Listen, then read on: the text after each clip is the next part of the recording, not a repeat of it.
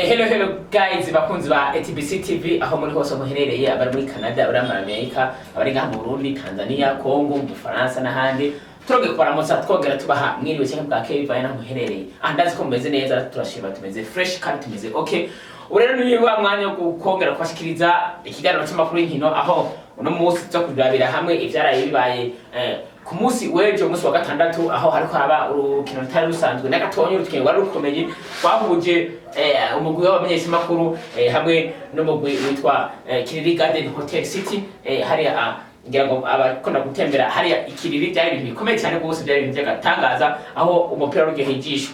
kanza nakamutwoga twibitsa ko mosha kugira subscribe cyangwa s'abone mu video kuri jeme cyangwa kwita kwitwa like nubwo rakajya gakengeri ufite ko hama ugire na partage mfunza ni share kugira ngo ubandanye kurikirira ibindi biganiro byo kuri ETBC-TV tuzatubamenyesha ko kandi ETBC-TV ifite na ETBC company isanzwe ikora ibintu bitandukanye cyane cyane ibyo photography fotora mu mariage gukora amafoto turafise na secretariat public turafise n'ibindi byose bitandukanye haraho inyigisho z'icongereza igifaransa ikirundi ndetse n'igishinwa n'Igiswahili n'ibindi bitandukanye muri ETBC-TV dusatwe ibintu byinshi bitandukanye no musero reka twebwe ikiganiro cy'amakuru y'inkino cyacu uno munsi aho tubabwira uko byari bibaye hariya kuri stade hariya stade ya Kamenge cyangwa kwitwa kuri Centre General ya Kamenge wari urukino rubereye ijisho aho umugwi wa FC Media cyangwa umugwi w'abanyesha makuru journaliste barakwatana mu mutwe n'umugwi witwa Kiriri Garden City FC hariya muri hotel Kiriri Garden aho umupira warangiye ari gitsindo kimwe ku kindi rero mu gihe cya mbere uko byari byifashe umugwi wa Kiriri Garden wari kwerekana yuko atabosha na butuye bwo kuza gutsinda no rukino ufise ariko Imana iratabara baraheza batsindwa itsinda kimwe gusa muri mita ya mbere aho rero ubona ko umugwi wa FC Media habayemo n'agasuzuguro katinasanzwe aho habakinije n'umukobwa mbere umukobwa muri 34 araronka penalty mugabo arayitera aranayihusha rero byagiye kurangira ari gitsinda kimwe ku busa muri mita ya mbere aho umugwi wa FC Media washe n'ubifatiye uno mugwi wa Kiriri Garden Hotel Kiriri Garden mu kubitsinda igitsina kimwe ku busa twamenyesha ko ari abamenyesha makuru bagiye batandukanye nk'abasanzwe bakora ku radio za Bonesha FM za Black FM za Itika FM bariko barakina aho ubona ko byari ibintu biryoheye ijisho muri mita kabiri rero barahavuye baragaruka cya kabiri bagarukana ingufu zidasanzwe aho umuntu no mugwi wa Kiriri FC wa Kiriri Garden FC waciye ugerageza urahindura umugori kipa witwa Dickson asanzwe apima hafi 96 baramuhindura bashyamo undi mugandiye abishoboye ahama mogera bahindana na defense yabo mu gihe rero ubukino bwacu buhinduka bimaze guhinduka Kiriri Garden kuri 72 ishyiremo igitsindo match rero ikirangira ari igitsindo kimwe ku busa hari utuntu twagitwa muri iyo match ngira ngo abari kuri stade bari gukurikiranye imana nabibonye aho umupira wagize ikibazo umupira urasohoka hanze y'ikibuga umupira umara hafi iminota irenga 5 utaragaruka mu kibuga byari bitangaje gose uko yaba bakinye na arbitre bose barasohotse baza kuraba umupira ni ibintu bisanzwe bitamenyereye cyane cyane muri football aho usanga aba match ari officiel nkayo ugasanga umupira urasohotse mugabo hamaze hafi iminota irenga 5 match transfer gutangura rero stade yari yakubise irazima aho ubona ko abantu bari baje kuba byitabiriye ari benshi baje kuraba iyi match mu nyuma aho rero urukino ruheze twashoboye kuganira na bamwe mubo twavuganye hariho umugumwe mukobwa yeka kinira kuba Media FC twaraganiriye muraza kumviriza ibyo twaganiriye twaraganiriye kandi n'uno mugardier yeka samira Kiriri Garden yitwa Dickson muraza kumvira ibyo twaganiriye twaraganiriye kandi n'umwana yitwa Shente wo mu ntara y'Ibitoke kasanimira uno mugwi wa Media FC akaba ari umwana mu bana batonye ariko abikora neza muri no misi ETBC-TV kandi ntibagenda kuganiriza n'abandi bantu no gufata amashusho iberekana yuko urukino rwari ruteye igomwe runahimbaye rwose rero ikindi nogaruka ko nuko muri urwo rukino hagiye hibonekeza uburuhe budasanzwe kuko hari abantu basanga bafise ikibazo cyo gukora sport cyangwa entraînement bamaze iminsi badakora entraînement hama mu gihe cya match bireze birabagora rwose bahakwa kunanirwa rero umva ko umunota 72 Kiriri Garden FC yaciye igombora igitsindo cyabo kiba igitsindo kimwe ku kindi bica birangira harimo ari igitsindo kimwe ku kindi hama ikindi twabwira nuko ngokoro ngahingiro kandi nyere ngahi wacu mu Burundi nuko ku munsi w'ejo ku munsi wa mbere aho ariho hazotangura ipimwa ry'abakinyi bazokina muri Premier Division aho imigwi yose isanzwe iri muri Premier Division ngaha mu Burundi muri Primus League bose bazoba bagiye gukoresha ibipimo kwa muganga mu gihe muzi ko hari imigwi myinshi yagiye kwita abakinyi nka za Vitaro za Aigle Noir za Mamuru FC abakinyi bataramenyekana no munsi ariho rero bakibarara bamenyekanye mbere hari n'abandi bakoca bagiye bahindagura imigwi no munsi rero ku munsi w'ejo wa mbere bazokibarara bamenyekanye rero nigwihe itariki 14 z'ukwezi kwa munani ariko hitezwe yuko match ya mbere zo kugura Primus League mu gihugu cy'u Burundi ariho izotangura ariho bazoheza bakaca batangura Primus League rero ngaho iwacu nyene mu Burundi ariko umugwi wa Vitaro ariko gutomboza umugwi wa Yanga Sport Club hariya muri Tanzania aho muri UEFA muri CAF Confederation aho uno mugwi wa Vitaro FC ari watomboje Yanga bakazotana mu mitwe igihe cy'itariki 17 z'ukwezi k'umunani akazoba ari hari kuri stade Mkapa Stadium hariya muri Tanzania niho umugwi wa Yanga uzokwakira Vitaro ari mu gihe naho umugwi wa Vitaro uzokwakira Yanga nyene hariya kuri Mkapa Stadium itariki 25 rero abakunzi ba Vitaro bakamaze gukora ko maboko umugwi bavuga ati nubundi naco tugiye gushaka bwokoka nuko uno mugwi wamaze kwahuje n'umugwi w'igihangange cyane nka Yanga usanzwe umenyereye ayo mahiganwa hariya kandi mu bindi bihugu niho kubona aho umugwi wa Azam watomoje n'umugwi wa APR FC hariya mu Rwanda ho nabo nyene bazotana mu gihe cy'itariki 17 hariya mu Rwanda aho umugwi wa Azam FC uzoza mu Rwanda muri match ari hama match retour ino APR FC nayo ije hariya muri Tanzania reka dusubiye hanze gatonya hanze hari Iburayi nuko mwari muzi imisi muzi ko hariko harakinwa igikombe cyane gihuza imigwi ya Buraya hariya muri Europe aho ino Europe ino championnat 2024 hariya muri Europe aho imigwi imwe yamaze yamenyekanye izokina finale uno musore ku musimana niho twiteze finale yakakura haza kuba umugwi urukino rwa nyuma rwo guhuza umugwi wa Espagne hamwe n'Ubwongereza abongereza bakira tugenda gute turayitwara canke Espagne iracyongera mu gihe muzi ko Espagne kino gikombe igeruka kera bose igeruka mu 2012 mu gihe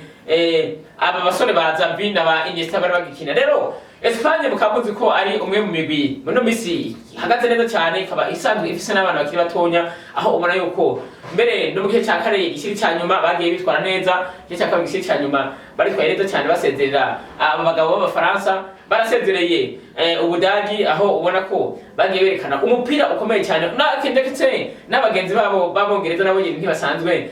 n'agatonya kuko basanzwe bafise abakinyi benshi batandukanye rero uno munsi rero niho haza kuba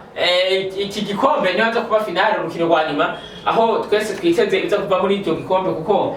ntawe ushobora ngo agira ati rubanza ariko ugerageje gukompara nuko Espagne isa n'ifise amahirwe ashika ku 53% kugira ngo ishobore gutwara icyo gikombe mu gihe rero abongereza nabo basanzwe bafise ibice birenga 47% rero urukino rwitezwe igihe cy'isaha 3 z'ijoro ngaha iwacu niho bazakurikirana ngo ku mashene yose aza kuba ariko araruvuga rero hari muri Copa America naho nyene haraza kuba urukino rwa nyuma zo kuza umugwi wa Argentine uza gutara mu mitwe n'umugwi wa Colombia mu zo Colombia yasezereye imigwi myinshi aho naho Argentine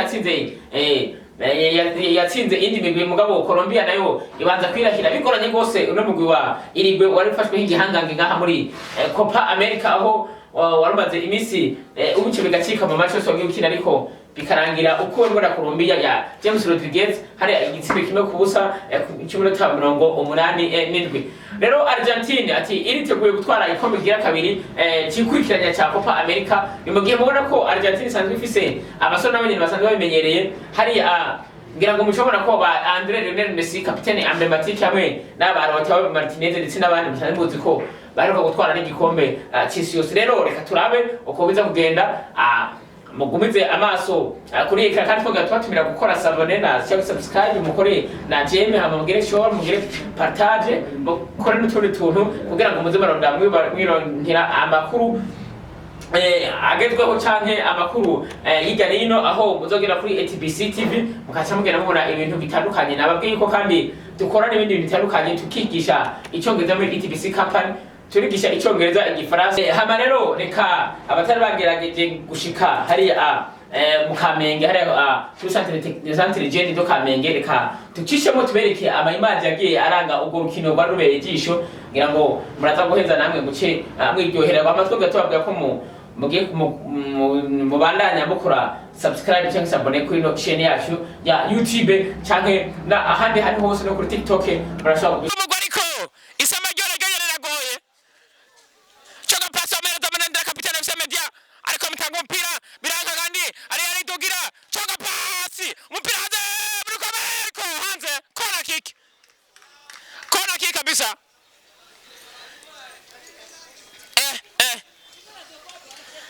Katurabe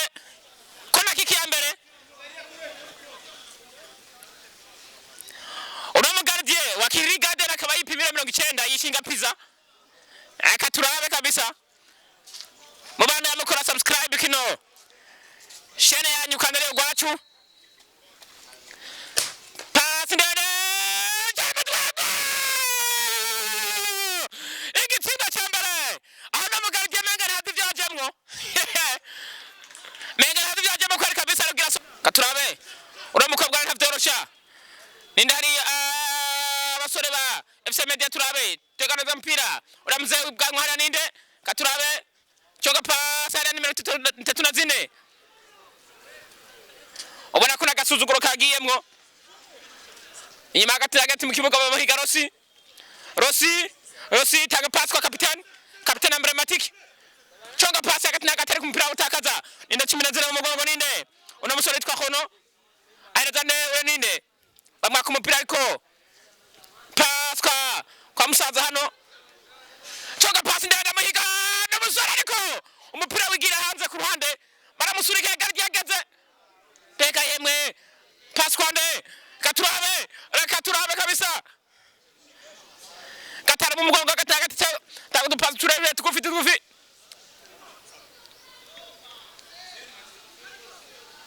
Subiza mabigisha umupira nabagora rumwe Katurabe na pasi no mukobwa kwataka ndabira binabindi ndavuga ariko cyari umupira muri corner captain pass ari kwa Rossi rero n'ubwemezi bwa Katurabe ariko amusumvye ingufu Rossi ntarafungura kabisa urana ko atarafungura na gatonya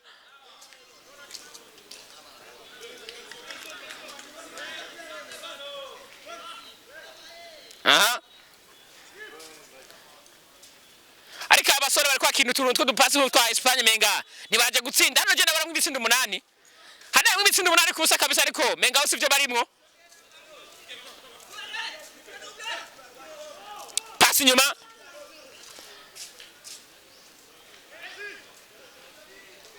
begara ku ruhande namba 12 ariko tanga umupira nabara ugaro n'abasore ba Kiriri Garden hagati mu kibuga 14 twarno fata umupira ariko baramwaka Katurabe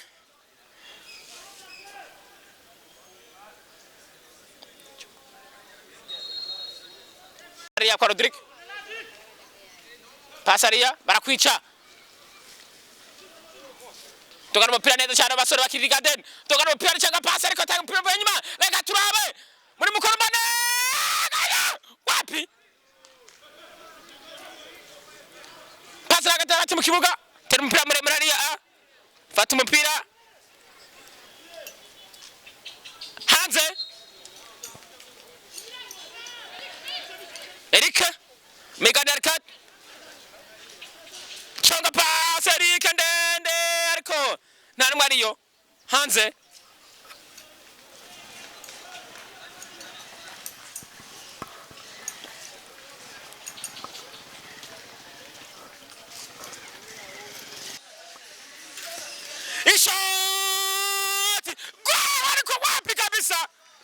wapi kabisa irahize premier patari kwa amaza kwitangura gutera penalty abona menga aba basore basuzugwe gose je hari ibitsindo 8 kubusa ino match mu ibitsindo 8 zoso kuvuga umupira reka Turabe Dickson imwipoto avuga ati uno mukobwa nganda ugapira kwenda gakureyo ariko yasohotse mu murongo Turabe ariteguye hariya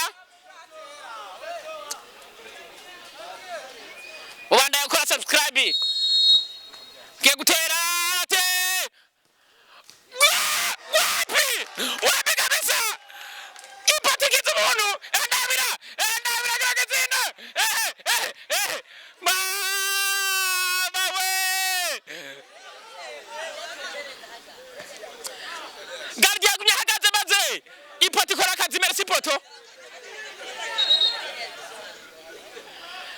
kabisa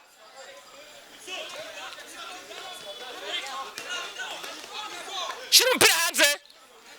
unamukabwa kabaza mafseri birangira ku penalty ibintu bigiza mu Bwongereza na niliona kama ulijitahidi kwa hii mechi yetu ilikuwa hiyo sawa kitu gani ambacho mnakosa kushinda hii kipi ya nani yazi ya Media FC tumejaribu sana na mimi naona tunacheza vizuri wachezaji wetu pia ni wazuri tujitahidi tu zaidi lakini mechi iko sawa. Sawa mechi iko sawa. Kila kitu iko sawa. Tumejikaza. Mita itakuwa wapi mita? Mita nikusema nini? Sema na Kiswahili. Mita ya pili.